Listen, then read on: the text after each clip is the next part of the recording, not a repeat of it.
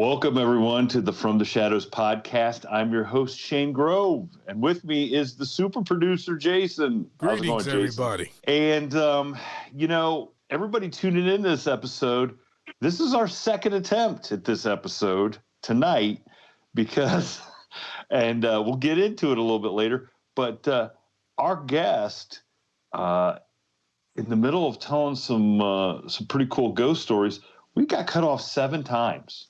There was definitely some gremlins in the works. 7 times. So we're hoping that this time we can go through uninterrupted. Maybe we made the right appeasal to the spirits at hand. I don't know. Yeah, where's the sage at? We might want to sprinkle some sage around. Wave the sage bush. So, but before we introduce our guest, we just want to thank all of our listeners out there. We've been getting a lot of new subscribers, a lot of new YouTube members. I mean, it's crazy how many people are sharing stuff, how big the platforms are growing for us. We love all the interaction from the fans. So please, if you wherever you're listening to us, whatever platform, subscribe to it, tell your friends. Become a member, whatever it takes. We appreciate it. And if you want to get a hold of us and tell us your story, go to the FromTheShadowsPodcast.com website. Find the info link or the contact link. Send us your story. I get those all the time. We get a lot of some of our last few guests have got a hold of me through that and told us stories that we decided to have them on. As a matter of fact, our guest tonight got a hold of me on Instagram. So you can get a hold of us on the From the Shadows podcast Instagram. You can find me on Instagram at Shane Grove Author. Send us messages or go to our Facebook discussion group After the Shadows. That's a great place to get a hold of us and, leave a comment or get a hold of some of the messengers. So our guest tonight, man, I hope we can get through this again. Because now I got his name right the first time, Jason. See what's happening? The ghost is put me on the spot again to get this right. So our guest, and it's our first Emmy-nominated guest. Absolutely.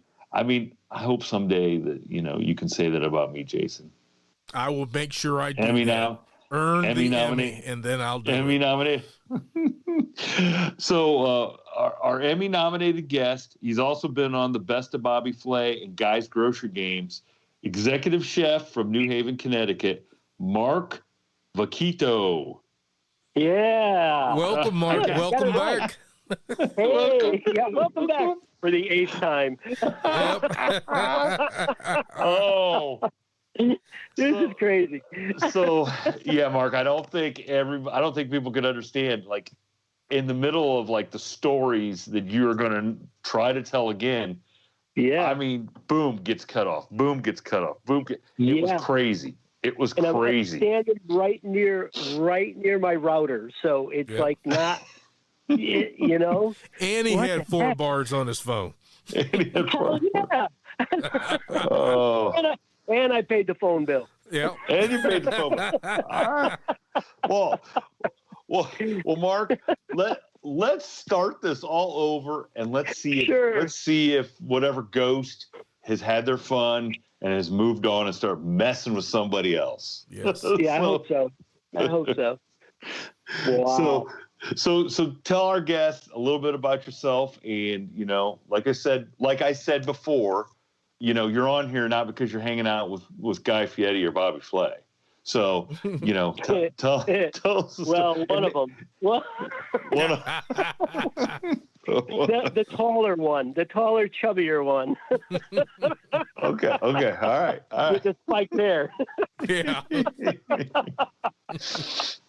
So are you saying the other one is maybe the cause for the disturbances before? I don't know. Maybe one of his buddies, because when we filmed together, he had to stand on a box next to me, so he could be taller than me. Oh, Oh, man. Okay. Oh, Well, man. that's the end of the episode, folks, because I don't want to. Gave away his trade secrets. No more appearances on the Food Network, I guess. God. That's okay. I hear Robert De Niro does that too. So. Yeah. Oh. Yeah. Oh, I got a story about him too, but that doesn't tie into it. So. All right. Okay. Okay. So let's get to the ghost stories. All right. All right. Well, go, Mark. Tell us. Tell everybody why we're having you on here. Okay. All right. So, well, I'm like you said, I'm an executive chef. I've been doing this for 40 years. I'm classically French trained. And you know what? I really have never really listened to podcasts. I was on many podcasts from, for a bunch of reasons, but it was all chef related and restaurant related. This is the first time I'm on a show like yours, which really intrigues the hell out of me.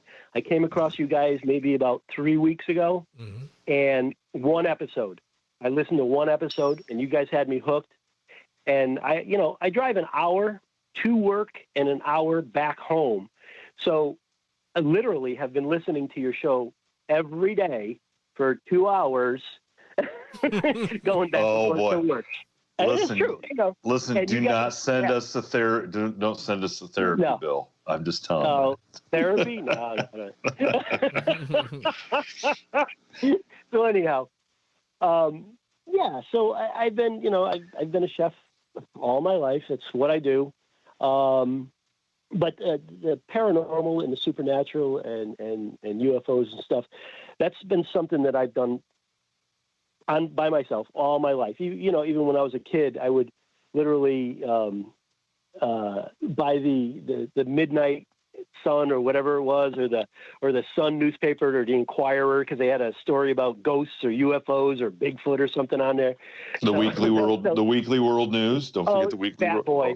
Bat Boy. Remember Bat Boy? Oh yes. How could you forget Bat Boy? I love Bat Boy.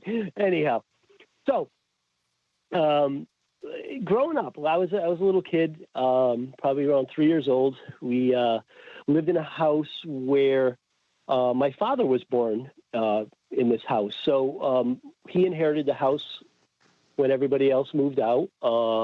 And I vividly remember I was 3 years old, and my dad worked second shift. So I was always with my mom and my grandma.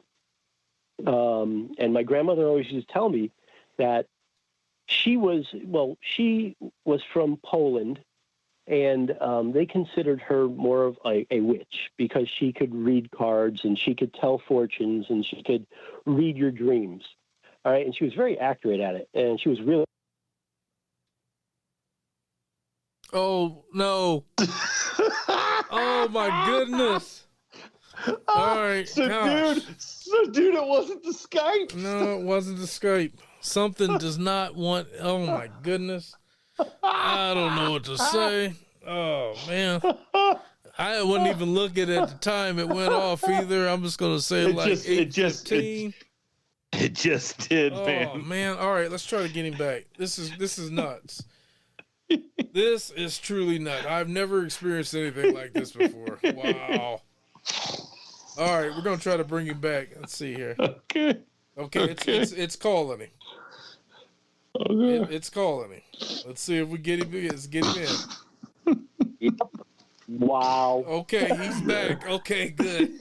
I can't believe this. Wow. This is crazy. Okay, so your grandma's a witch. Well, that's what they called her. Because she did all that the fortune telling stuff, and she always told me when I was a kid that I had it, and I had the thing where I can see ghosts and I can communicate with them, but I kind of brushed that stuff off. But anyhow, like I said, I was 3 years old, and I'd come home with my mom at night, and we'd walk into the kitchen, and there would always be a man. I would see the man sitting in the corner on a chair, and he would just sit there and smile at me and nod his head and big smile on his face, big handlebar mustache. And I'd always say to my mom, "Oh, look, there's the man. There's the man." And my mom's like, "What man?" I said, "There's a man over there." And she's like, "No, there's no one there." And I saw him, but she just couldn't, she couldn't see him. And, when she was doing. Oh my God, he's go off. Oh, shoot. So 10, 17. Boy, I'm going to have to flip my page over. 10, 17 went out, I think. Oh, this is really maddening. Oh, man. All right. I'm going to try to get him back here. Okay, it says it's calling him. All right.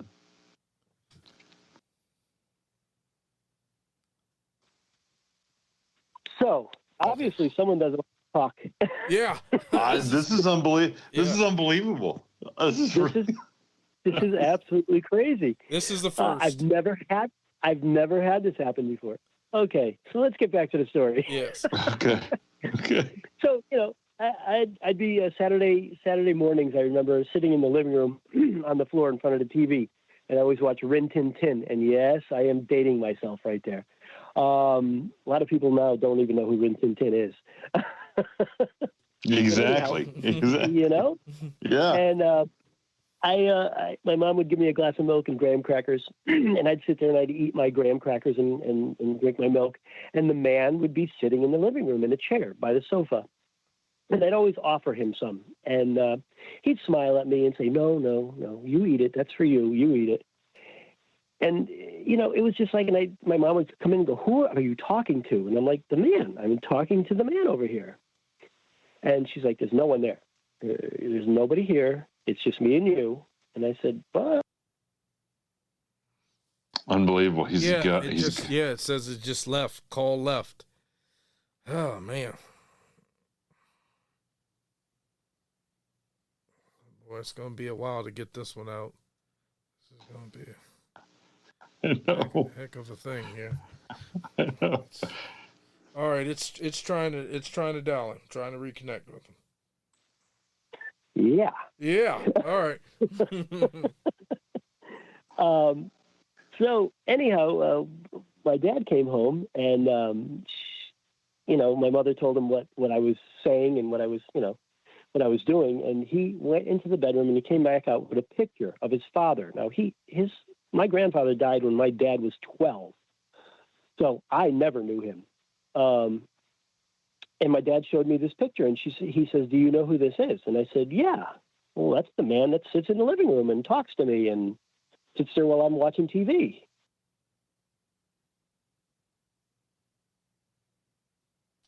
He's still on there. Oh, now he's gone. Off. Yeah. Yep. Oh my gosh. Yeah, that's crazy.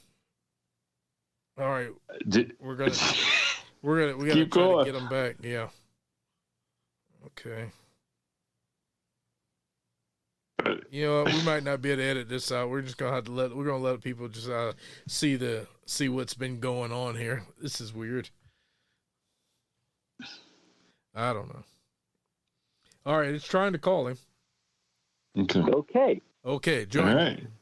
All right. Wow.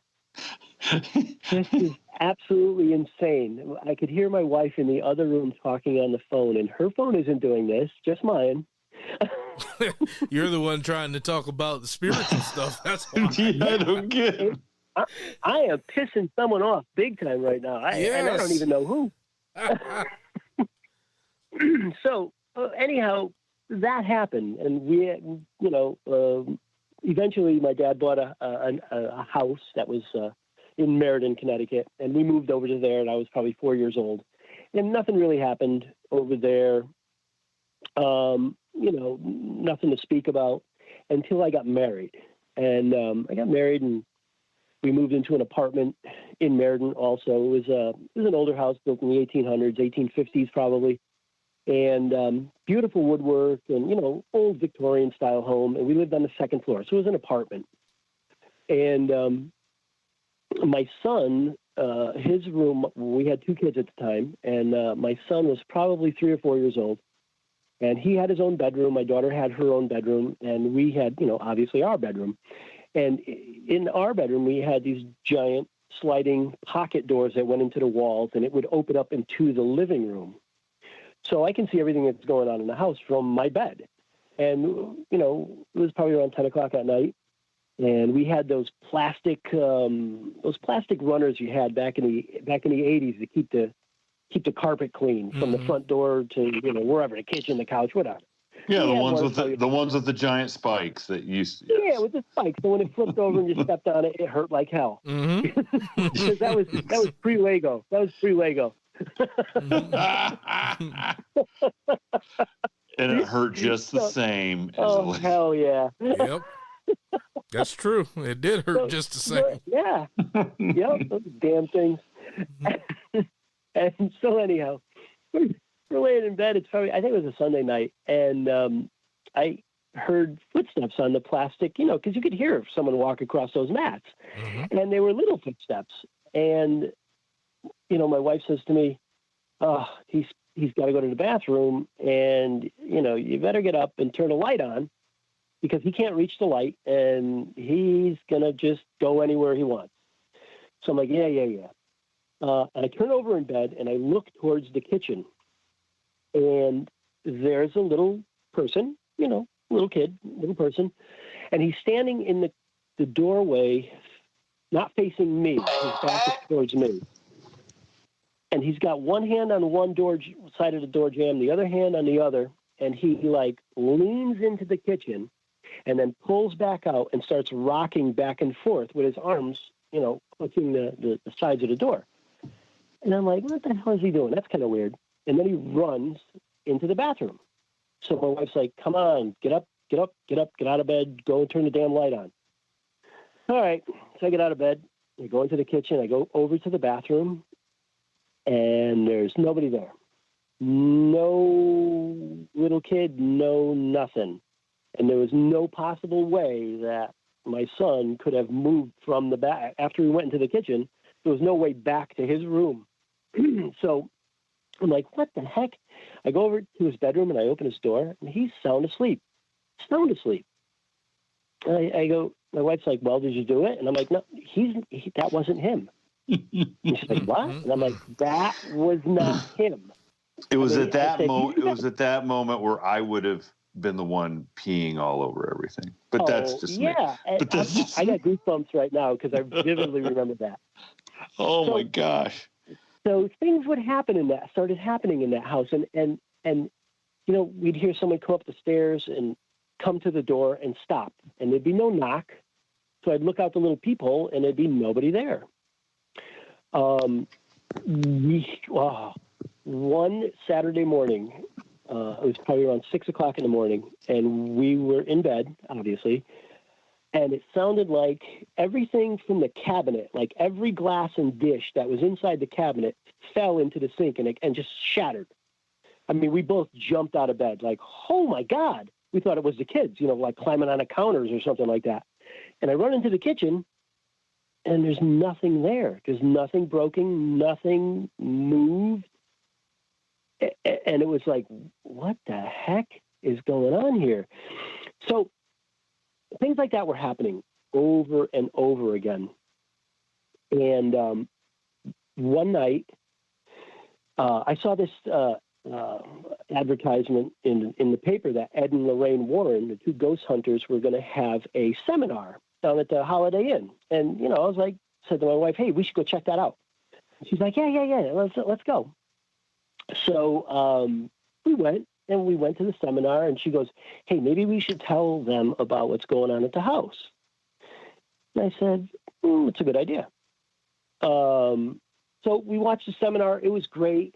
And at the end, Lorraine Warren was autographing some books, and there was a crowd of people around her.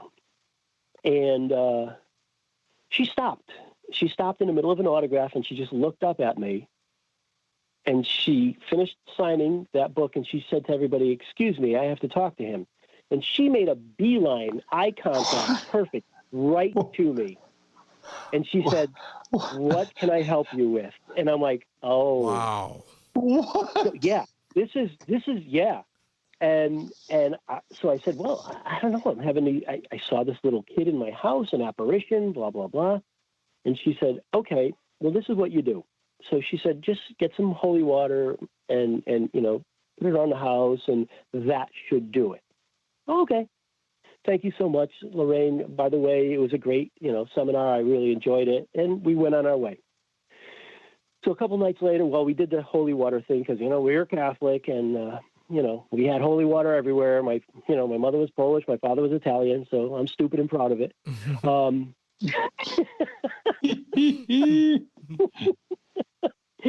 Anyhow, we Does this explain why the phone isn't working? Yeah, man. Okay.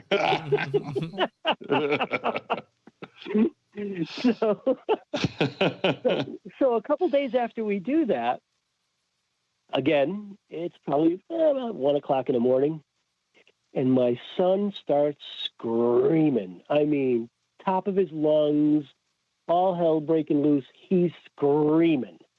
We both go running to the room. He's sitting there in the center of his bed, and there was like blood all over him. His bureau was knocked over. His TV was across the room. There was stuff thrown everywhere. Okay? My wife grabbed him, cleaned him up. The blood wasn't from him. He wasn't bleeding. All right? We had smudges on the wall. Like I said, the bureau, there was no way. The kid wasn't climbing the bureau. He knocked the TV over. The bureau was on its side. I couldn't have done that. All right? So we're like really freaked out. Now we're starting to research this house. We find out that prior to us, there were two other families that lived here in that house. And they both had girls that was their bedroom. Well, the first girl was about 8 or 9 years old and was raped in that room. The second girl, the second family that lived there, the little girl was thrown out of her bed, broke her arm, dislocated her collarbone. The people moved because of this stuff. Now, we didn't know about it. We had no idea. And now my son's in this room. So the call goes out to Ed and Lorraine Warren again. They came out and they did if you want to call it an exorcism, I don't know. If you want to call it that, that's fine. They did their thing, and it literally seemed to work, but it was time for us to move. So we moved, and I got a job at the casino here at Mohegan Sun. This is years later. Nothing happened in between then. And I moved closer to the casino. So we moved into a town called Griswold, Connecticut. Bought this house. It was on sale, and it was really cheap. And we couldn't figure out why we got this house so cheap. It was huge. It had a nice piece of land. But we weren't going to question it. We bought the house, and we moved in. And we had a neighbor across the street, and she worked for Electric Boat. So she painted submarines. That was her job. Electric Boat is the naval shipyard here in Groton, Connecticut. And she would come over when we had picnics and stuff like that, and she'd say, "You bought Michael's house. You bought Michael's house. Michael was such a good kid. Michael was great. Michael cut my lawn. Michael was his last name Myers? No, close. Okay. No. Okay. Close. Wait. Okay. So this went on for 2 years, and I listened to this crazy lady. I thought that the paint fumes got to her, and she kept telling me, "You bought Michael's house. Michael was such a good boy. Michael did this for me. Michael did that. Michael went to the store. Michael cut my grass." And so one day we had a big picnic out there, and she came over and she sat down and she was talking with us, and then she started with the Michael thing. And I said, "Listen, who the hell is this Archangel Michael that I bought this house from?" Right? And she says, "Michael Ross, the serial killer." And I'm like, "What?" Michael Ross killed 17 or 22 women and buried them all within a mile of the house. This was back in the early 80s. Yeah. Oh my God. So Okay. when we were looking at the house, we're looking at this before we bought it, and I went into the basement. In the basement, now I thought it was kind of weird, and then I thought about it, and I said, "Well, it's kind of cool because I can There was a cell in the basement with a door, like an old jail cell with one of those jail doors on it, in the basement. And I'm saying to myself, oh, we could put our Christmas stuff there and the kids won't touch it. Yeah. And that's kind of cool. What? Right? Oh, this is no lie, man. This is no lie. It didn't even dawn. No, because no one told me. Yeah. I didn't know whose house it was. And our cabinet doors would open all the time. The basement door coming up into the house, on the back of the door, on the basement side, there were like huge scratches in the door, huge scratches. And when that lady was over here, before she told me whose house it was, I said to her, "Hey, did Michael have a dog?" And she's like, "No, Michael didn't like dogs and he hated cats." And I'm like, "Oh, well, like my basement door is like literally scratched up, like a dog was trying to get out." So, I mean, you could, did he take the girls down there? Did they try to escape? I don't know. I don't know. But the door was like torn up. So she had told me that he didn't like dogs and he hated cats. Well, we had a cat, and the cat had kittens. And they were probably around 4 or 5 weeks old, so they were like running around the house. They were little guys. And every day we'd find one dead somewhere in the house. We found one drowned in a bucket outside in the patio, and the cats were in the house. There was no way they got outside. So systematically, all 7 kittens that we had were killed. By who? We don't know. All right? Yeah, right.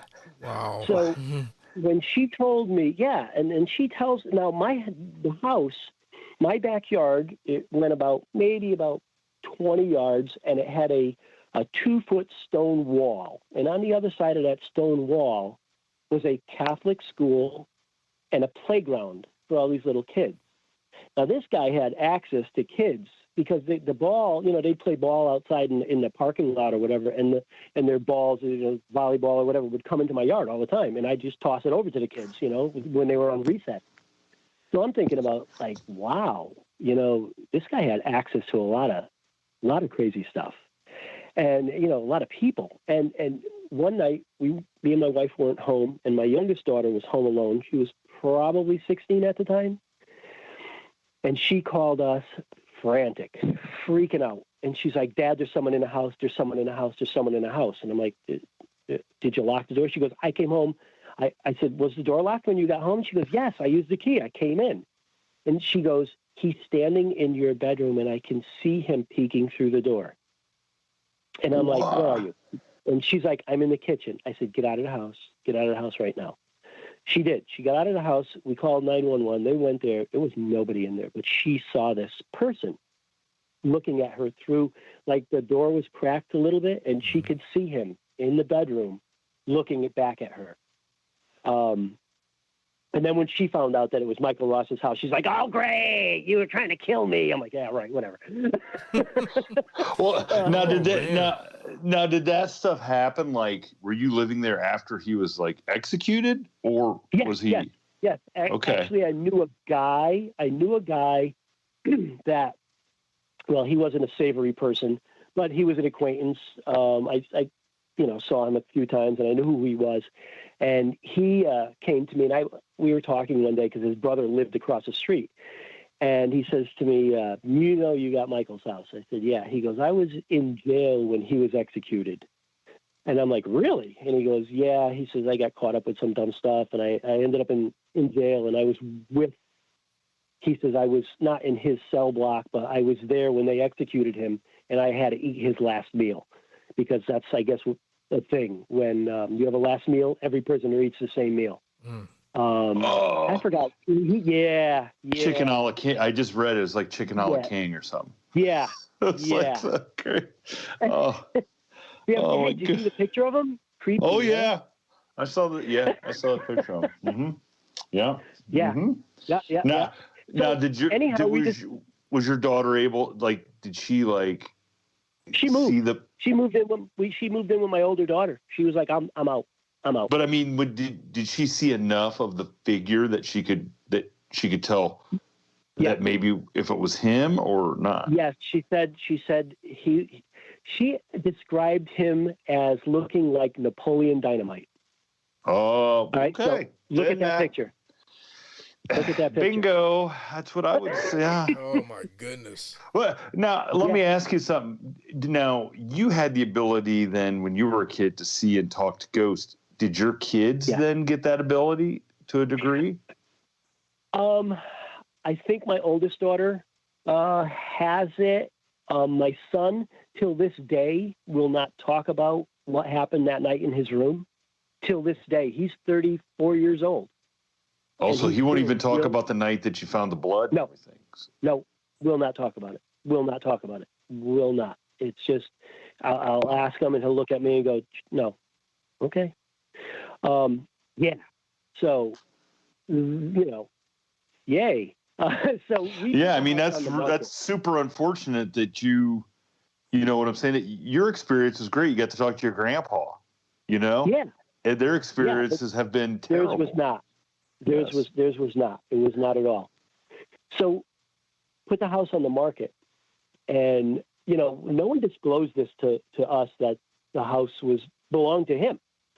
So when we put it on the market, I said, "Listen, I got to tell people that this is whose house they're buying," and it sold in 2 weeks. Like what? Because there's people out there that would make their day. Yeah. There's collectors out there that would pay for a place like that. Absolutely crazy. So we got out of there, and we had moved, and now back when I was in Meriden, I was at a restaurant, working in a restaurant, kind of like a biker bar. Well, it was a biker bar. The guy that owned it, he looked just like the Undertaker from WWF. Mm-hmm. Looked just like him. The guy was like 6'4", long hair and this scruffy beard, and his name was Terry.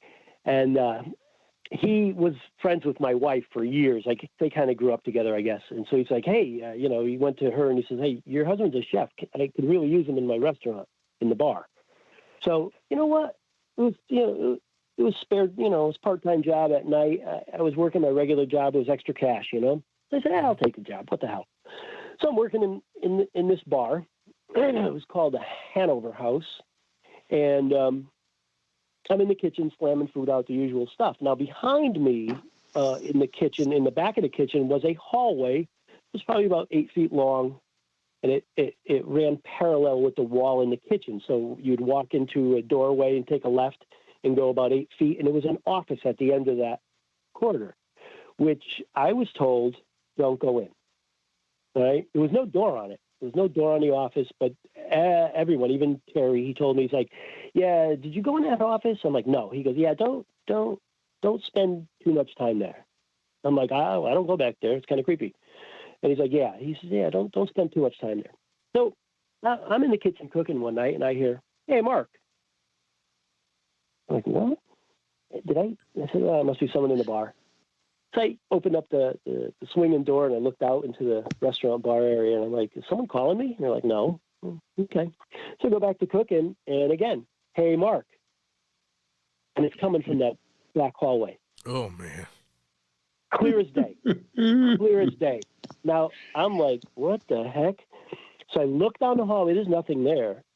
Right? And I go back to cooking, and again, Mark. Hey, Mark. Freaked me out. I was like, hey, I got to go. So I went out into the bar. I'm like, listen, Terry, I can't work in there. And he's like, what's the matter? I said, you got a radio or something that we could put back there? So, he grabbed the boom box he had. He gave it to me, and I turned the radio up. I was working literally with the radio blasting so I didn't have to hear this because it scared the hell out of me. right? And you know that happened a couple more times, and it was like, you know, I'm done. I'm done. I can't believe you didn't go back and look. No. After what he's been through? Oh man, I don't think so. Yeah. Hey, Mark, it's Michael Ross. Yeah. Oh no. Oh my God. Really crazy stuff. So yeah. So then when we moved, there was a restaurant in New London. I got a call one day, and this guy says to me, "Hey, I'm opening a restaurant in New London, and I need a chef." And I'm like, I got a job. And he's like, let's talk. So whatever. I go down to the place, and this restaurant was absolutely gorgeous. It was, it had 3 dining rooms, and the bar was like 30 feet long, and so the wood was ornate, just really, really cool. And I said to him, I says, so, you know, what kind of restaurant is this going to be? He says, German. I said, German? And he goes, yeah. And I'm like, well, I never cooked professionally, German cuisine. And he goes, well, you're Polish, you can do it, can't you? I'm like, well, yeah. I said, my grandmother's recipe. Yeah, no problem. So I came up with a menu for him. Everything was, kind of cool. And now the kitchen ran the width of the building in the back. So I can go out one side of the kitchen and be in the bar area and walk through 2 dining rooms and be back in the other side of my kitchen. So it was like a big circle.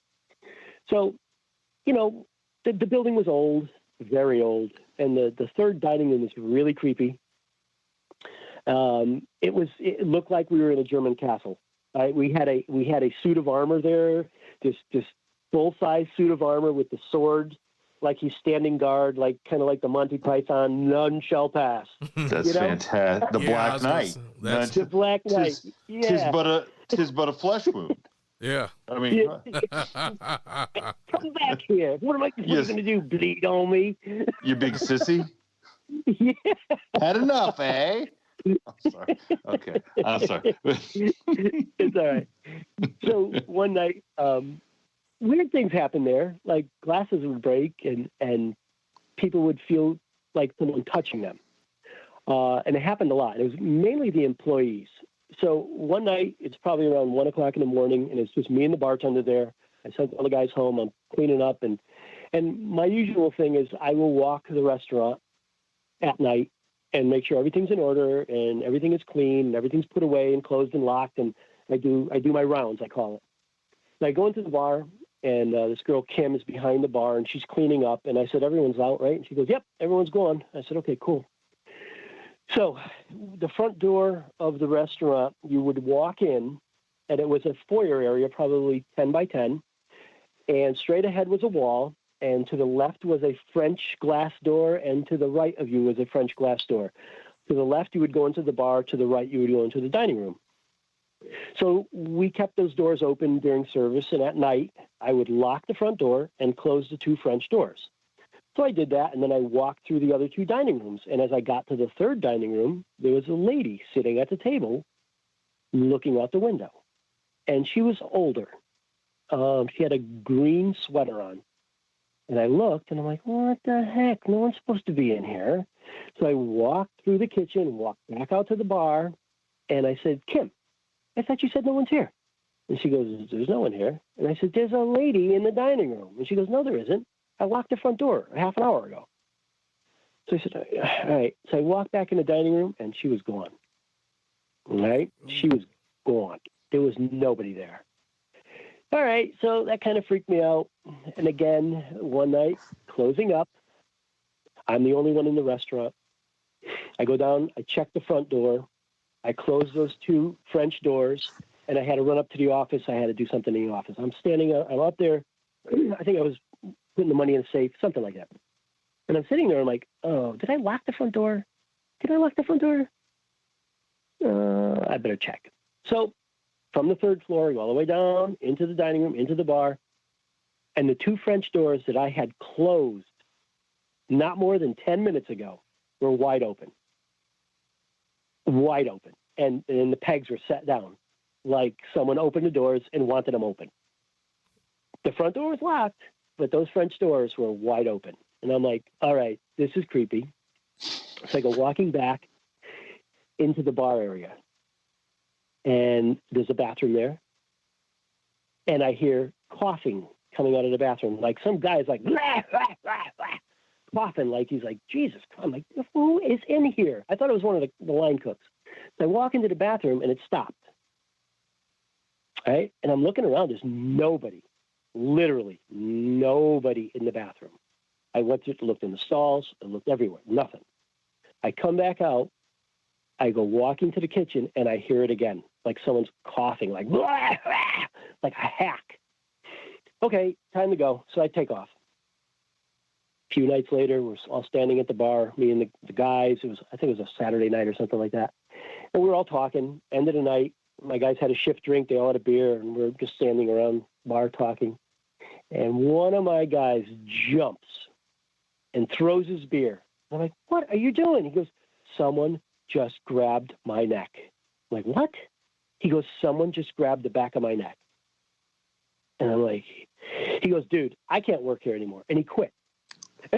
He quit. He's just like, I'm done. Man. You know, you're not selling the restaurant business. I'm just telling you that. I'm just telling you, for any of our listeners who are considering but especially on the East Coast. I'm just saying. Yeah, right. So after I leave this place, I go to this very famous restaurant in Mystic, and it was called the Captain Daniel Packer Inn, and it was built in 1734. So it was older than the United States. The captain himself, he was a privateer, so he was a legal pirate. All right, and he built this right on the water, right on the Mystic River. He built this house. It was a house back then. And he lived there, and he had a niece that lived there. Her name was Ada. Now, Ada had contracted, I don't know, scarlet fever, something like that. She was 7 years old, and she died. The captain, well, eventually he passed on.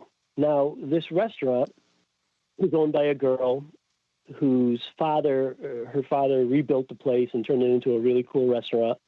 And he died of a heart attack, and she took the restaurant over. So I come in there, and she says to me, you know, this place is haunted. I'm like, great. Okay. She goes, no, really. And she's like, the little girl, her name is Ada. You will probably see her. And the captain wanders the hallways every once in a while, and you'll hear him. But that's about it. I said, okay, that's cool. So literally, like, a day goes by, and I'm on the third floor dining room, and I was up there with a couple of the servers, and we were getting ready for an event that was up in that room. So we had the white tablecloths down and everything, and we walk out of the room. We were bringing stuff to the bar, and we come back in, and all the corners of the tablecloths were picked up and put on the table. Like, you know what I mean? Like they would hang, your tablecloth would hang off the table on the corner. Mm-hmm. Well, the corners were all picked up and put on the table. And I walk in, I'm like, what the heck? And one of the servers that's been there for like 10 years, she goes, that's Ada. And I'm like, really? And she goes, yeah, Ada does that a lot. She plays. So, okay, that's fine. Thanksgiving comes, and we probably had about 400 guests scheduled for that day, and I got there probably around 5 a.m. I'm down in the basement. Well, the basement was the bar area. Now the bar area was the basement of the house, of the captain's house. Now, the captain used to use the basement as kind of like an underground railroad. So since he was a privateer, he would, for what reason, he would have slaves, and he would help them escape. I'm sure there was money involved. I'm sure there was something like that, because if you're a privateer, you're a legal pirate, all right? You can do whatever you want and make money. You know what I mean? Absolutely. Yep. Yeah. So Thanksgiving Day, and, we had a lot of guests coming in, and we had a cleaning service come in. They cleaned the restaurant for us because, it was easier for them to do it than have the staff do it, and the job would be done. So around 7 a.m, one of the girls came down to me, one of the cleaning girls, and she said, Chef, can you please keep the children out of the third floor dining room? Like, what? And she goes, the children, keep them out of the dining room. They're touching the windows. There's fingerprints all over our windows. We just cleaned them. I said, listen, it's 7 a.m. There's no kids here. And she said, well, who's doing that? I go upstairs, sure as hell, there's fingerprints, all little smudges all over the windowsills, the bottom of the window that they had just cleaned. Okay? So I was like, okay, this is creepy. We had guests tell us that they would walk into the bathroom, and as they closed the door behind them and look into the mirror, there would be a little girl following it in the bathroom. Many times, she liked to play in the bathrooms for some reason. Many times, people would leave the bathroom, and it was a latch, so there's no possible way you can lock the bathroom from the outside. It had to be locked from the inside. She would lock the bathrooms, and we'd have to break the door in just to, to use the bathroom. She literally, the door jam was splinters because she used to lock the door so much that we just, it was like, should we not put a lock on it? I don't know. We would hear her giggle. We would have meetings. And after I had just hired a sous chef, and she was in one of our meetings with us upstairs on the third floor, because the third floor was active. And we got done with the meeting, and I said, okay, guys, let's all get back to work. Let's go. Let's get out of here. And from the hallway, we heard, bye-bye. And it was a little girl's voice. And it was Ada. So, oh, yeah. Man. I've literally witnessed a guy was sitting at a table, a two-top table, two people at the table with his date. I don't know if it was his wife or his girlfriend. I don't know. And they were sitting next to another couple at another table. Now, all of a sudden, the guy at the first table, he just as white as a ghost, and he starts to shake. And I'm like, what the heck is going on? Is he having a heart attack? What's going on? And he turns to the people at the other table, and he looks at the guy, and he says, is your name David? And the guy said, yeah, it's David. He says, I don't know how I know that, but there's a little girl whispering in my ear, and she keeps telling me to look at you and say hi to you, and your name is David. I witnessed that. The guy, I was like, are you kidding me? Wow. Yeah. That's freaky right there. I mean, yeah. Oh my God. I can't, Yeah. This is nuts. This stuff is nuts. I mean, could you communicate with her at all? I've heard her. I've talked to her. She never talked back to me, but I definitely heard her. She would giggle. She would throw things. She liked kids. All right. So when a kid was in the restaurant, she didn't want him to go.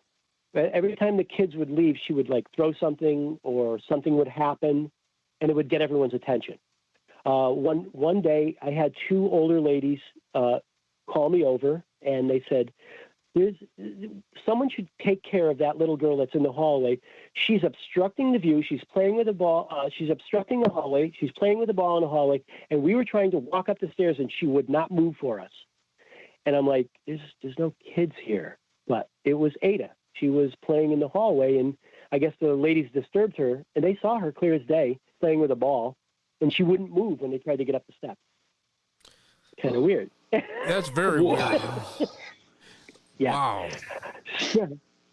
So yeah. So yeah, because that's an instance right there, similar to like what I experienced, where you just think it's a person or a kid. If they don't go ask, they don't ever know that it's anything different.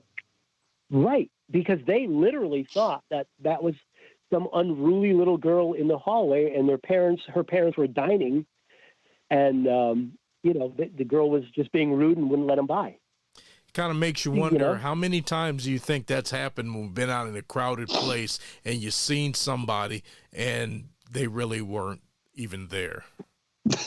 I know. I think that all the time. Exactly. So wow. I have a friend, a chef friend, who is into. He does a lot of producing videos and shows. He's really kind of like breaking out of the chef business, and he's going more into the production thing of like producing shows and tournaments and stuff like that.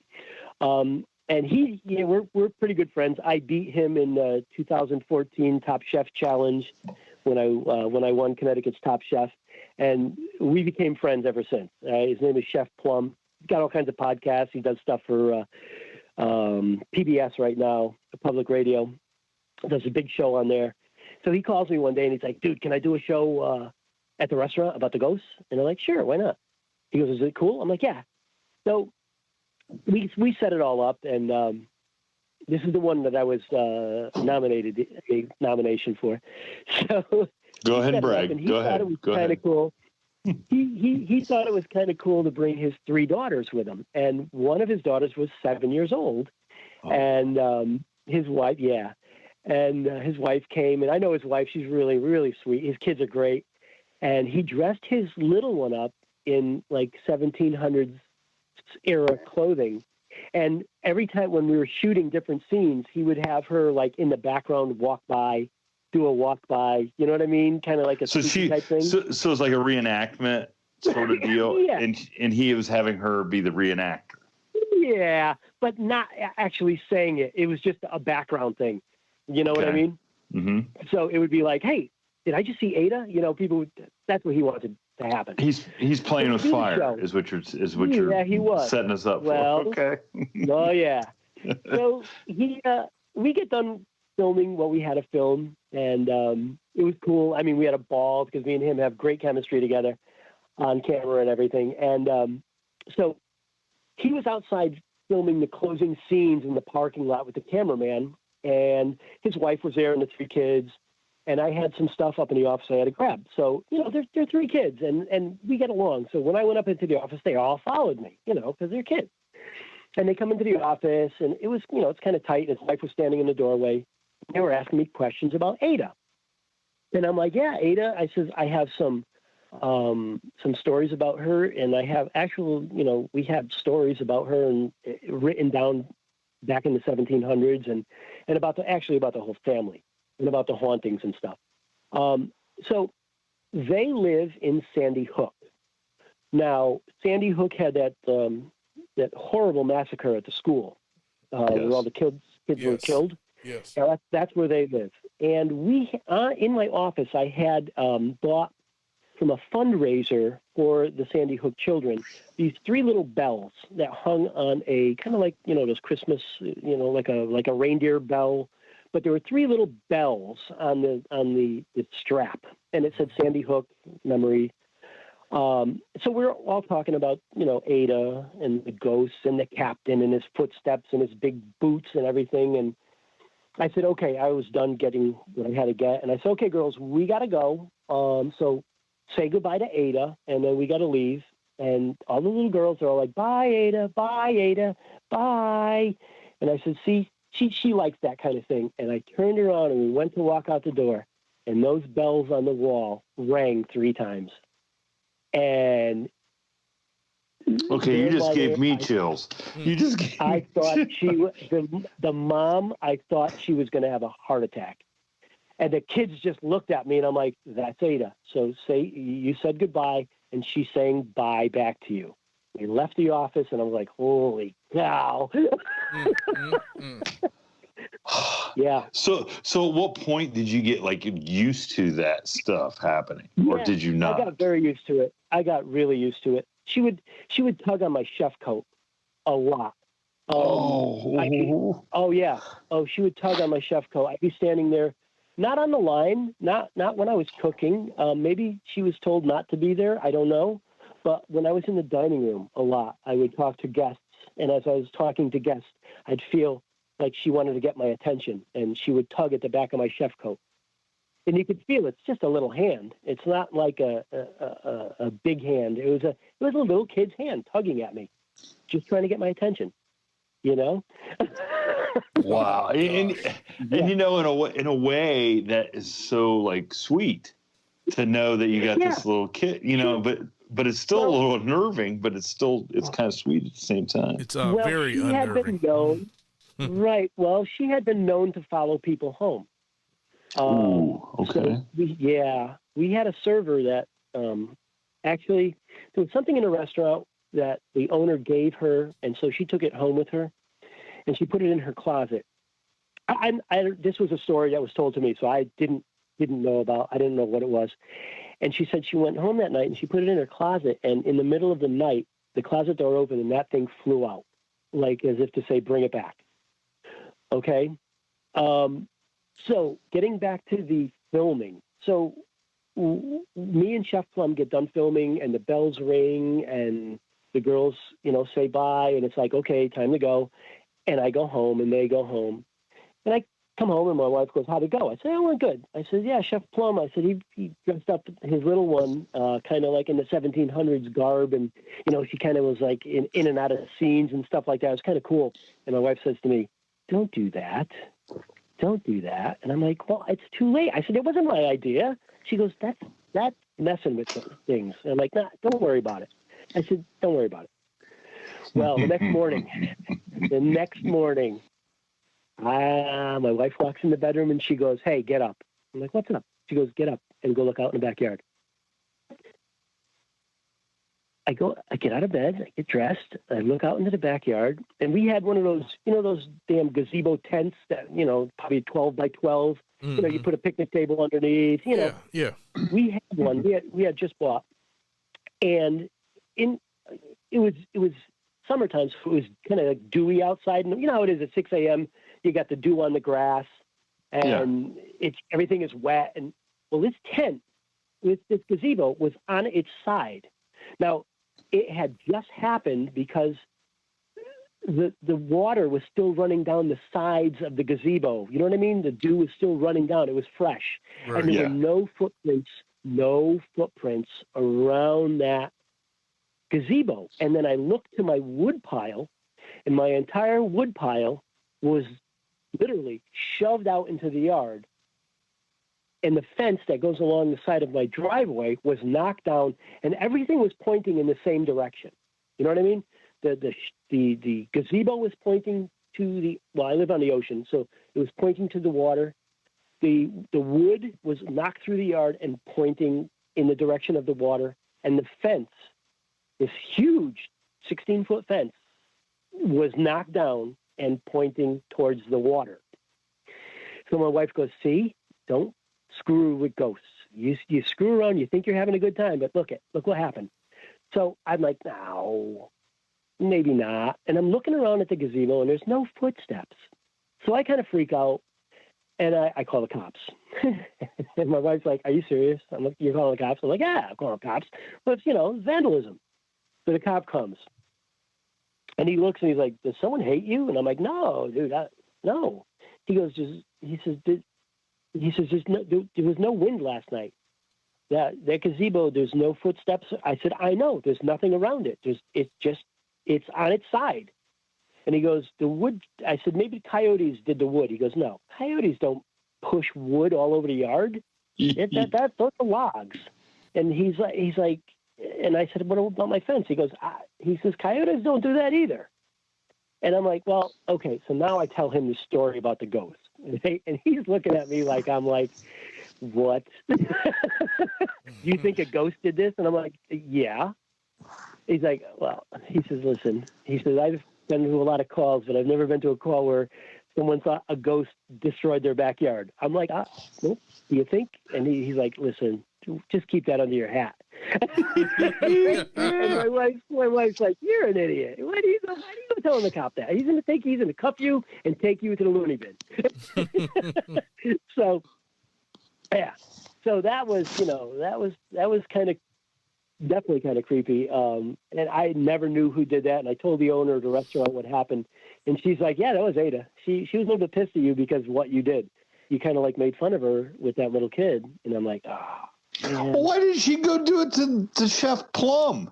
Why did she go tear up his backyard? Yeah. You're just the innocent bystander. I mean, come on. She should. I called him up and I told him the story and he freaked out. She's coming. You should have said, hey, Ada's coming for you next, buddy. So she's coming for you. She's coming for you. So about a month or so goes by and he calls me up and he's like, dude, you got a tuxedo? I'm like, what? For what? He goes, we got nominated for an Emmy for that show. I'm like, are you kidding me? He goes, yeah. We never won, but it was kind of cool. You get nominated. Oh yeah, that was fantastic. I know. Listen, you got to be introduced on this show as an Emmy nominated. That's kind of actor. Cool. I guess we could say. Hey, Emmy nominated producer. Whatever. People call me all kinds of things, you know. And you know, I having lived out on the East Coast for a little bit in Massachusetts, it does not surprise me at all. I mean, if people have never been out there, I don't think they understand how old places are and how old property, like, because that is literally the place where America started. That's right. And that's where it started. And there's so many creepy. I mean, there's houses out here that are as old like the Daniel Packer Inn, as old as the country or older. Mm-hmm. Yeah. And there's a lot of stories. There's a lot of things. There's a lot of history here, and there's a lot of spirits. There's quite a few spirits out here. I mean, everywhere. Any town you go in Connecticut, there's a story. You know. Oh yeah. I mean, it is so. I mean, it is so. And it is so amazing how many of the houses and buildings and stuff still stand from that time. Yeah. And have not been changed. And so when you really them, that's when things happen. Oh, hey, you don't got to tell me twice. I mean, look. Yeah. Look. Oh, so golly, and working in a restaurant late at night is spooky in and of itself, especially absolutely. When you consider like how busy like those restaurants are on Friday, Saturday nights, and then within an hour the place is like, for no pun intended, a ghost town. You know, there's two people in there cleaning up, trying to get out, and gosh, yes. And that's a lot of things like that happen during closing. I had a bartender once. And my God, I thought she was going to die. Again, at that German restaurant, we were closing up, and we had heard footsteps, and we had felt like a breeze, and things were just really active that night. A cup fell over, like the cup where they have the bar swirlers for your drink, the little stirs. Mm-hmm. Sitting at the edge of the bar, me and her are talking. That thing just fell over, and the stirs were all over the floor. The glass broke, and it's like no one was near it. All right, so we're closing up. I want to get out of there. She wants to get out of there, and she grabs, 8 wine glasses by the stem. She put each stem in her fingers, between her fingers, and holding it upside down. You know what I mean? You take a wine glass, and you put it in the stem through your fingers, the bottom of it, and she's holding the glasses upside down. She was bringing them from the dishwasher. She was going to stack them on the bar. Mm-hmm. Right? So she had 2 hands full of wine glasses between her fingers. Right. As she was walking, something pushed her. She fell face first, smashed the glasses through the palm of her hands. They all shattered through her fingers, through her hands, through her wrist. She was sliced like up to ribbons. It was. I thought she was going to bleed to death. All right. I was absolutely frightened. Call 911, ambulance comes, all that other stuff. But yeah, someone had pushed her and knocked her down while she was holding the glasses. It was really creepy. Yeah, I felt bad for her. Wow. Now that it's all fun and games, until something like that happens. That's crazy. Yeah. Yeah. Yeah. Even like you said, in New England, no one really knows. If you're in the other parts of the country and you've never been to New England, you don't know a lot about it. Like when I lived out in Roswell, I had this this Native American guy. And we were talking. He goes, "Hey, you from Connecticut?" I'm like, "Yeah." He says, So we're talking this back and forth. And I said, "Yeah, well, I used to work at the casino or the Indian casino." And he looks at me and he goes, "What?" He goes, "You got Indians in Connecticut?" Like, oh, jeez. Yeah. And they got a casino? Oh, yeah, and they got a casino? So you mentioned Roswell. So now here's the second part of it, and let's hope as you get into the Roswell story, that we nothing happens to the phone. Knock on wood. I know. Oh, yeah. We've made. Yeah. No, Roswell was definitely bittersweet. So, like I said, I was intrigued with Roswell since I was a kid. I used to buy the National Sun and the Inquirer every week. I think it was 35 cents at the time, or maybe 25 cents. But I was a kid, and I didn't have money, so I used to do all kinds of crazy shit to raise money. One day I went into my mom's into the basement, and she had a bunch of dishes and stuff, that she had packed away. Mm-hmm. So I was thinking about, how am I going to raise money so I can get these newspapers? So I had set them up in the backyard, and I invited all the neighborhood kids to throw dimes, and if the dime landed in the bowl or the glass, they could take it home.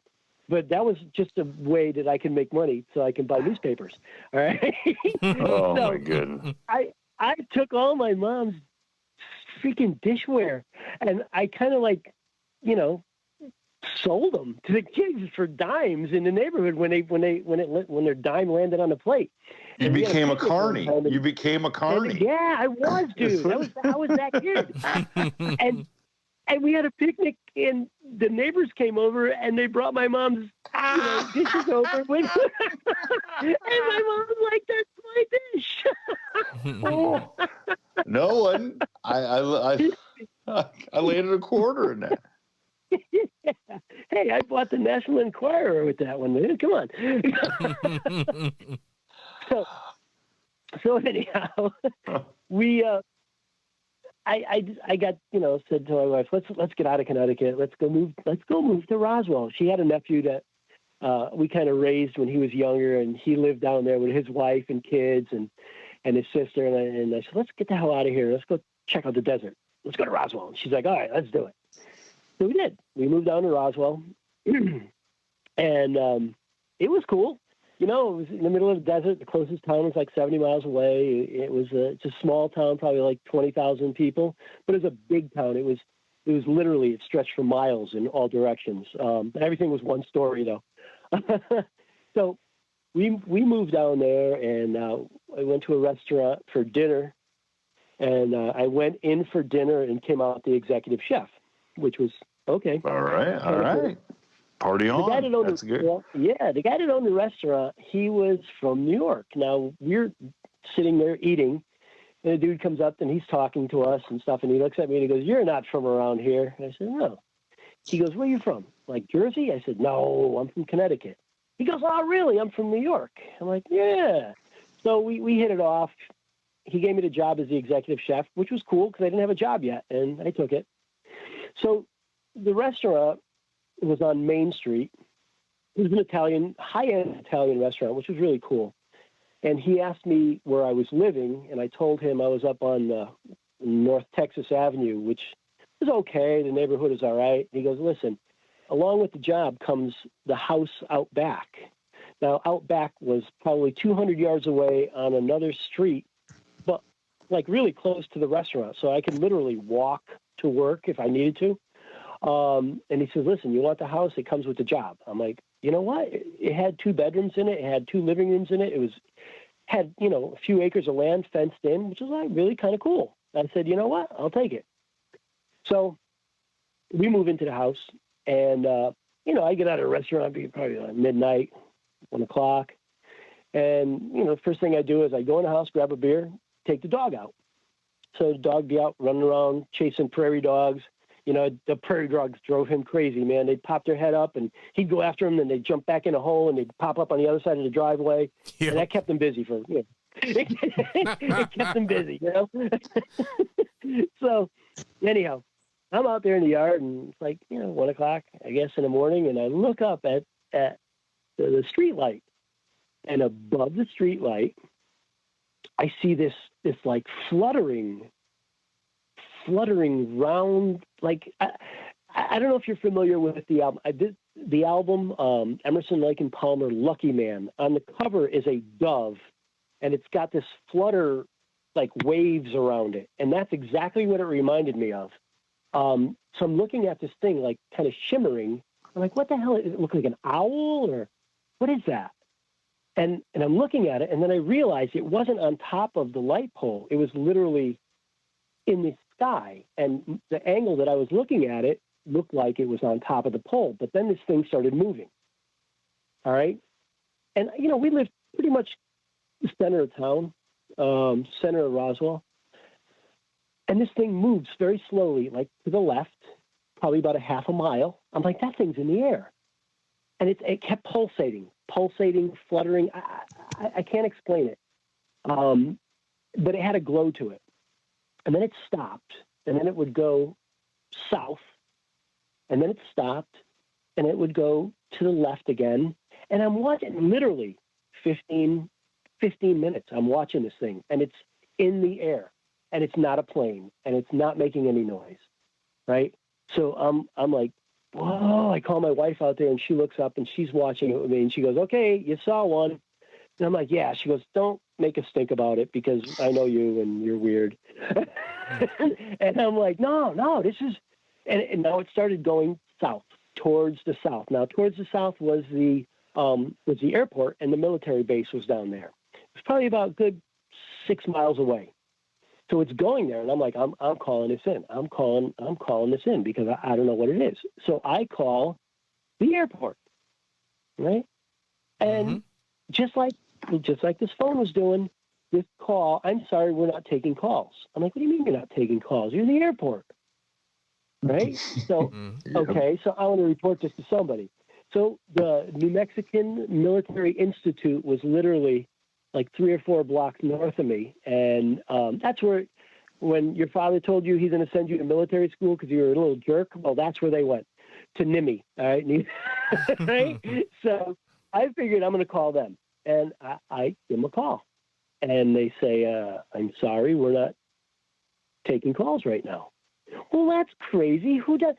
I'm calling the police department. Now, I didn't dial 911, all right, because I figured, you know, that's for an emergency. This wasn't an emergency. It's a weird UFO or something. So I called the regular number. And it was like the same thing. I'm sorry, we're not taking. Now, what police station is not taking calls? I'm sorry. So this is now, I'm fired up. I'm like, this is nuts. This is crazy. Now I get on my landline and I do the same thing, and it wouldn't let me call. It would not let me call. All right. So I'm freaking the hell out. My wife's like, calm down. Just take it easy. Stop freaking out. It's no big deal. Leave it alone. Well, no, that's not me. So the next day, I'm outside in my front yard, and probably about, 500 yards down was a guy that lived across the street who was a preacher. So, I kind of take his word, he's not going to lie to me. So I tell him, I said, hey, last night, and he looked at me. That's all I had to say to him, last night. And he goes, don't even go there. I'm like, what? He goes, don't. He says, you're not from around here. He says, don't, just don't. And I'm like, but I saw, and he goes, yeah. And I said, but I tried to call. He goes, yeah, don't make a stink. Please don't make a stink. It's for your own good. I'm like, come on, man. So now I'm in town, right? And I'm in town, and I had bought a hot dog cart because they have like all these crazy festivals downtown, and I figured I'm making some extra cash and selling hot dogs. So I knew a lot of people, and I'm talking to people downtown, and I'm talking to the guy that owns the UFO museum, and I'm talking to the guy that owns the UFO souvenir shop, and I'm talking to the guy that owns the cafe over there, and they're all saying like, yeah, so just don't worry about it. And I'm like, what? But I couldn't call. Yeah, well, don't worry about it. I couldn't call, right? So I'm like, screw this. All right, I'm going to call MUFON. All right, I'm going to get a hold of MUFON. So I did online. And I sent this dude, they had a link there that I clicked on, and I sent this little story. And this guy gets back to me by email, and he sends me a form to fill out about what happened, an incident form about what happened. And he says, here, fill this out. When you're done, give me a call in a couple of days. I'd like to talk with you. I'm like, okay, cool. So I fill this whole thing out, paragraphs and all that other stuff, and I send it out to him. And that night, again, I come home from work, and I'm out in the backyard with my dog. And I'm standing out there, and it's probably about 1 a.m, and this light hits me, like this light from the sky. I look up, and it was a helicopter, I think, but it made no noise and it had no wind, no wash from the wings, from the rotators. Mm-hmm. But this thing was 300 yards in the air, and it had a spotlight or something on me. It looked like an Apache, I don't know, but there was no noise, there was no wind. A helicopter at 300 yards off the ground is going to be blowing your hair off. You know what I mean? Yeah, exactly. This thing, nothing. Yeah. And it just stayed there. And I kind of freaked out. It was a helicopter. I'm not saying it was a UFO. There was no markings on it. It was black. There were no lights. It was just there. Right. So I go in the house. I'm like, what the hell? All right. Whatever. All right. Take it easy. Just stay in the house. Don't be going out there. So finally, a couple of days go by again, and I try to call the guy over at MUFON, and I get this message saying, this call can't be made from this phone. What the heck? So I tried again. This call can't be made from this phone. Yeah, there you go. So I grabbed my landline, and I tried to call them. And the same message. I'm sorry, this call cannot be made from this phone. What the hell? So now I email the guy, like, dude, did you give me the right number? I said, they said I can't call you. And he goes, what are you talking about? People call me all the time. And I'm like, I can't call you. So he sends me the number again. He sent me a second number, which might have been his cell phone. I don't know. I tried both of them, and I got the same message. I'm sorry, you can't make this call from this phone. Well, all right. So the next day, now I'm kind of pissed off. And the next day, I was at my nephew's house. My wife stayed home. We had a pool in our backyard, probably 3 feet deep, like a small 12-foot round pool above ground. It was a pool just to keep cool. You know what I mean? You're in the desert. You want to keep cool. Mm-hmm. My wife was in the pool, all right, and she had her arms on the side rest. I was not home. I had just got off the phone with her. I said, I'm heading home. I'll be there in about 8 minutes or whatever. And I get home, and she's in the living room, and she's got this welt on her face and her eye. So I'm like, what happened? And she's like, I'm in the pool, and this guy, she goes, I didn't even see him, punches me in the face. I'm like, what? She says, this guy punched me, and I didn't see him approach. She said, and when I got to my senses, I saw him walking up the road he had a suit on. And I'm like, what?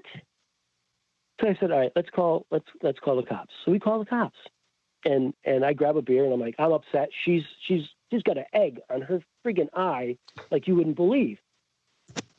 And the guy, and we call, and I'm sitting on the front porch, and this white Ford Ford Explorer, huge, brand new, bulky, kind of weird, pulls in my driveway. And I'm like, what the hell? That's not a car. Who is this? And this dude walks out of the passenger side, and he's got a suit on. And I'm like, is this an insurance salesman? Who the fuck is this? All right. So this guy comes up to me, and he goes, did you call a report about a domestic? I said, no. I said, someone punched my wife while she was in the pool. And he's like, listen, were you guys drinking, and did you get into a domestic? And I'm like, no. I said, look at my wife. Someone punched her in the face. And she's like, the guy had a suit on, kind of like yours. And the guy says to me, well, what, some banker comes up to your wife and punches her in the face? He goes, are you guys drunk? I'm like, there's no one's. Well, he says, you got a beer in your hand. I said, I'm not. No, I just opened the beer. He goes, you sure you're not drunk? Both of you drunk, and you're in a domestic? And I'm like, dude, I didn't punch my wife. And she's going, this guy punched me. I was in the pool. So this guy turned this whole story around like I did this, and there was no way I was drunk or anything like that happened. All right. So he says to me, why don't you both get in the house and stop causing trouble and stay in there? And I'm like, what? So he gets back in this truck, this SUV. And my wife looks as they're pulling out, she says, the guy driving the truck is the guy that hit me. What? And I'm like, what? And she goes, I swear to God. She goes, the guy that's driving the truck, he looks like the guy that hit me. So I'm like, are you kidding me? And she's like, no. And I'm like, but I thought they were cops, but they never showed me a badge. They never showed me anything. All right. So I'm like, okay, this is nuts. This is crazy. About a couple of weeks go by, and I come home one day, and I come in and I walk in the door, and my wife is frantic, and she's like, "Get out of the house! Get out of the house! My husband's coming home. He'll kill you. He's crazy." And I'm like, "Whoa, whoa, whoa, whoa!" So she's like flipping out. So I go outside. I'm like, "What the heck?" She's screaming, "Get out of the house! Get out of the house! My husband's coming home." I'm like, "I'm her husband, as far as I know."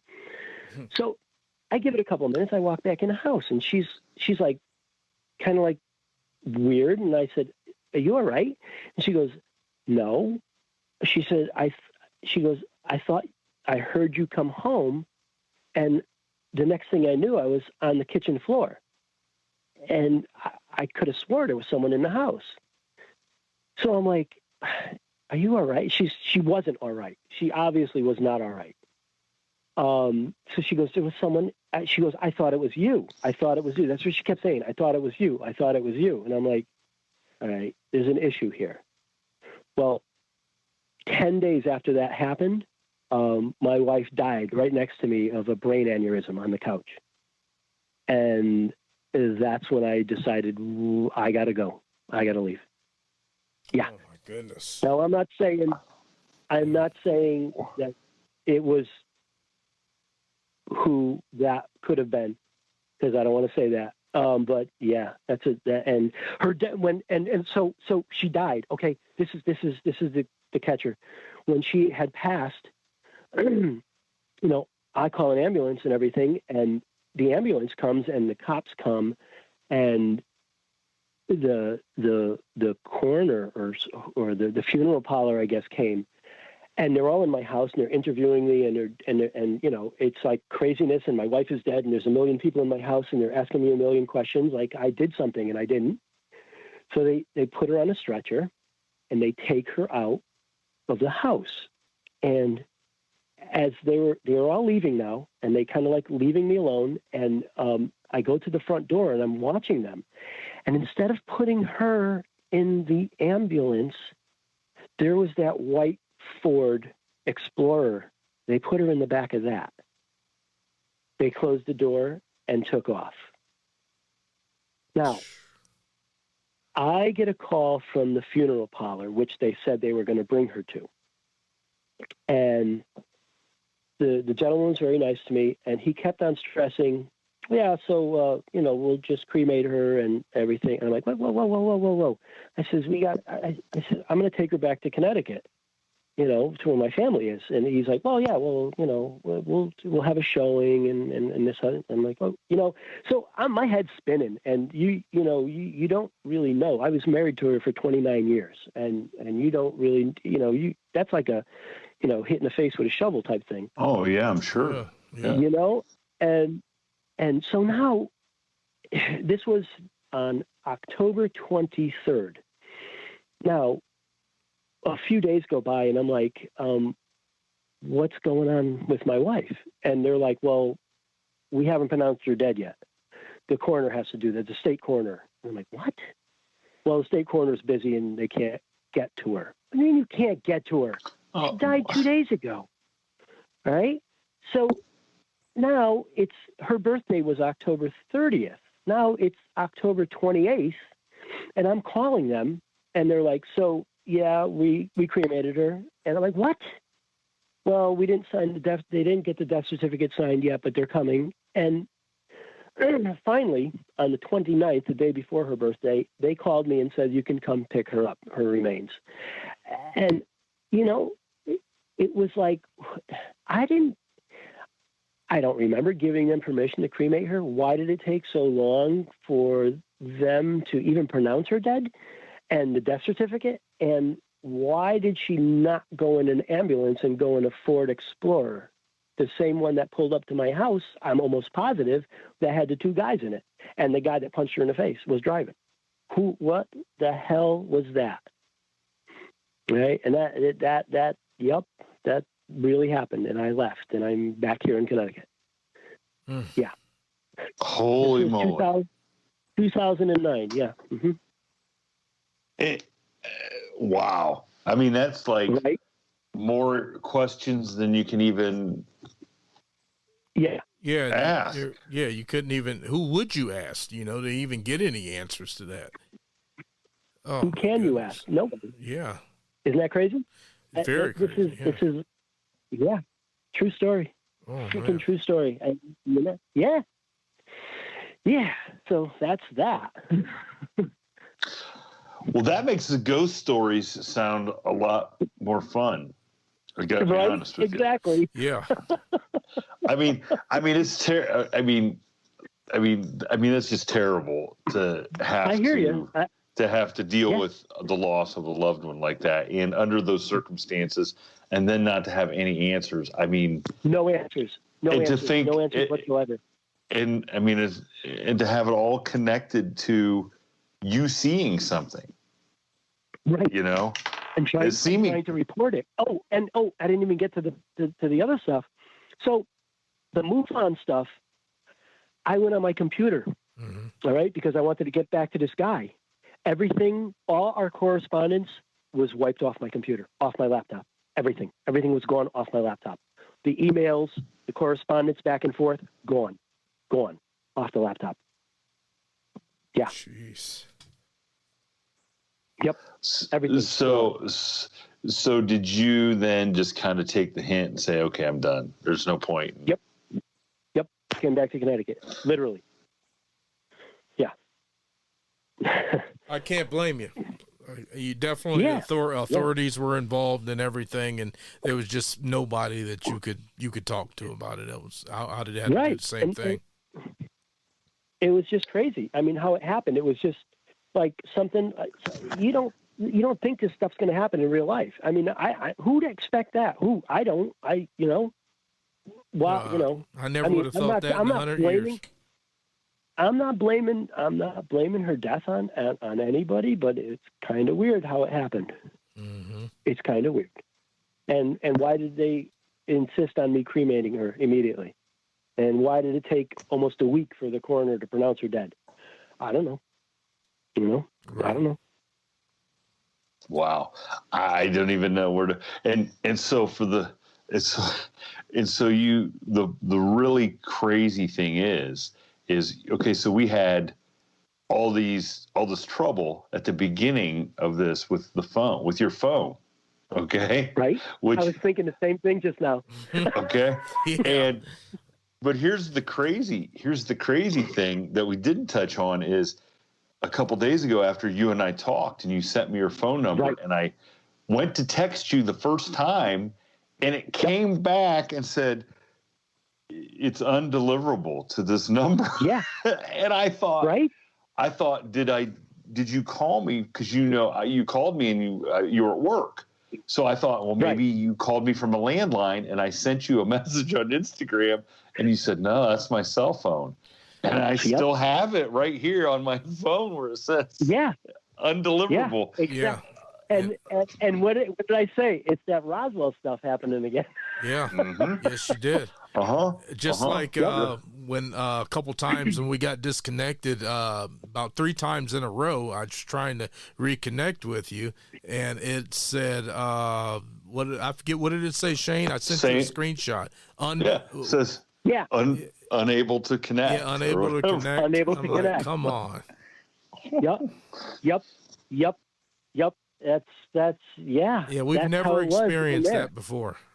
No, never. No. And if some dude shows up on my mail route tomorrow in a white SUV and a black suit, I'm not going to be happy. Telling you. And I never even made that connection until afterwards when I'm saying, Is that what that was? Is that who I don't know. Is that what Is that that was? is that a man in black? Well, Yeah. Yeah. Oh, wow. Is that what that was? I don't know. Yep. Well, I can say this. Whoever stuck around the second time through the disconnected phone calls and made it all the way through to the end of this has got to be pulled over at the side of the road if they're listening in their car going, what just happened? That's all I can say. I already know. That's like the most fascinating story I have ever heard. That is. Yeah. I mean, you can't make anything like that up. Let me tell you guys, this is the first time I've told the entire story. Even my 3 kids don't know the entire story. Oh, and wow. my wife right now does not know all that stuff with the SUV and stuff. I've never talked about it. I never wanted to talk about it, but that's 11 years out now, and I'm not there. Right. But yeah, that was, and my 3 kids never knew about that. So yeah. Wow. Well, I appreciate. Go ahead. I appreciate you sharing that with us. I mean, that's exactly what I was gonna say. Go ahead. That's a crazy. Oh, that's just crazy. I'm in awe. Crazy stuff. Yeah. Yep. Pretty crazy wild stuff. But, yes. Yeah. All righty then, guys. Thank you so much for having me. Yeah, hey, thank you, Mark, for coming on and sharing that with us. You have been an outstanding guest, and love to have you back on again. Really, I don't know if I don't know if I can handle anymore. Jason, what are you trying to do? He does. There's nothing here at the top. I mean, he's just a very interesting guy, and we're gonna have him back on he's gone through.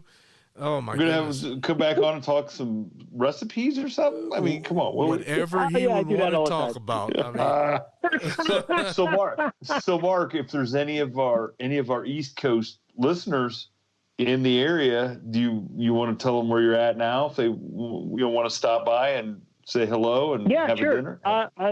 I'm at Doc's Surf Shack on the corner of Crown and Temple in New Haven. It's the first of a national chain, and they asked me to take over the reins and run the restaurants for them. I'll be flying out to D.C. soon to open one there, and then Baltimore, and then Virginia Beach, Atlanta, and Vegas. But this is my home base here in Connecticut, so I'm kind of like their corporate chef that's going to take over and run all the restaurants for them. Nice. Yep. Right downtown. And if you want to see that video that Captain Daniel Packer in, it's on Restaurant Road Trip. Just type that in on YouTube and pull up Captain Daniel Packer in. You can watch the whole episode. It's really cool. It's kind of funny. Yeah, well, now, especially since we know what happened afterwards, that your yard got terrorized. Yeah, the yard got trashed. And I was trying to blame coyotes. I'm like, yeah, coyote did that. And they're like, no, coyote didn't do that. No, coyotes didn't do that. That's for sure. Listen, Jason, that's a city guy trying to blame coyotes. I mean, come on. Okay. Yeah. Out there in Ohio, they grow them coyotes. The coyotes at the beach here. We have coyotes. Coyotes at the beach? Oh, come on. Oh, yeah, absolutely. Oh my God, yeah.